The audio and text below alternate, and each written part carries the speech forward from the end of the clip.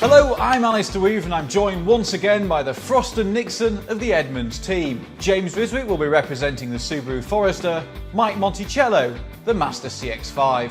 The first category up is performance. Mike, Mazda used to be all about zoom zoom, but tell me, is there any zoom left? Absolutely. I mean, performance is where the CX-5 shines. Its steering and its handling are unlike anything else in the segment. You throw it into a corner, it always remains poised. And let's talk transmissions. The CX-5 has a traditional 6-speed automatic with quick but yet smooth shifts. The Forester has a CVT, and it's not even a very good CVT at that. You know, I can't really argue with anything Mike says there, but I will add that the Forester has something that the CX-5 does not have, a 2-liter turbocharged 4-cylinder. It allows the Forester to go from 0 to 60 in 6.3 seconds. Nothing in the segment is even close. It's 2 seconds quicker than the best CX-5 engine. The other thing about the Forester, it's better off-road. It has higher ground clearance and approach angles. Well, this is tougher than you might think. The Mazda has more verve, but Uncle Scooby has more pure grunt, and it secures my first point. What?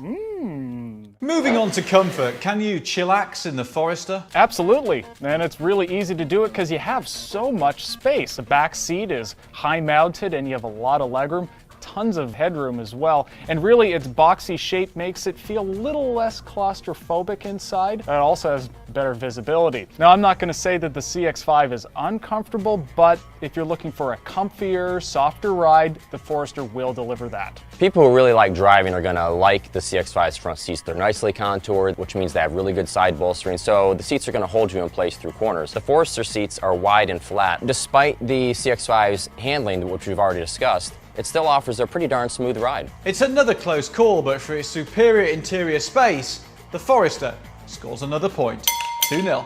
So we know the Subaru has more space, but Mike, does the CX-5 hit back with the quality of its interior? Well, I think it does. The CX-5's interior is inviting for the sake of driving. It's easy to get in and out, the doors open nice and wide. Now, I know James is going to want to talk about maximum cargo room, but I'd rather talk about daily usable cargo room, meaning the space behind the rear seat. There, the Forester has 34.4 cubic feet of cargo room. The Mazda has 34.0, which, according to my new math, that's a tie.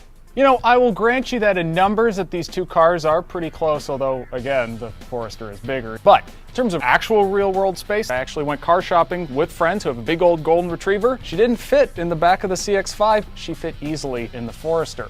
Elsewhere in the cabin, you have nice, simple controls in the Forester, especially compared to the Mazda. Well, despite being a major dog lover myself, I'm still going to give the point to the Mazda. So it's currently 2-1 to the Forester, but can its boxer engine deliver the killer punch? Well, the Forester is a few $100 more than the CX-5, but standard all-wheel drive. Now, not everybody needs all-wheel drive, but when there's no cost, fuel economy, or performance penalty, why not? In terms of fuel economy, they're also even. Even the 2.0 XT, the turbo model, is only 2 miles per gallon lower than the CX-5, and it's a lot more powerful. Well, despite its bent-on performance, this little Mazda actually gets pretty good fuel economy. The base engine with all-wheel drive gets 28 mpg combined, which is 1 mpg better than the Forester with its base engine. And the 2.5-liter engine in the CX-5 also gets better fuel economy than the Subaru Forester Turbo. Admittedly, that car is just a little bit quicker than the CX-5. Now, Subaru has a reputation for building, rugged interiors, but the CX-5's interior is just a really nice place, and to me, there's a value in giving buyers a nice place to spend time. So, point to the Mazda. 2-all.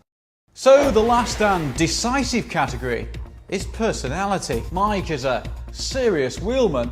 Does the CX-5 make you smile? Absolutely, it sure does. The CX-5 owner, they're probably looking more forward to the actual drive, whereas the Forester owners may be thinking more about, what kind of activities are they going to do once they get to where they're going. Now, the CX-5 is the kind of vehicle that the driving dynamics put a smile on your face. The other thing about the Forester is it's kind of boring looking these days. You could mistake it for one of like 20 other crossovers out there. The CX-5, in contrast, it's a great looking vehicle, and to me, part of the fun of owning a vehicle is enjoying looking at it. Yeah, I don't really enjoy looking at the Forester, I'll give you that. And it's not really that fun to drive either. It's certainly easier to drive, great visibility, nice big old mirrors. I'm giving the category to the Mazda.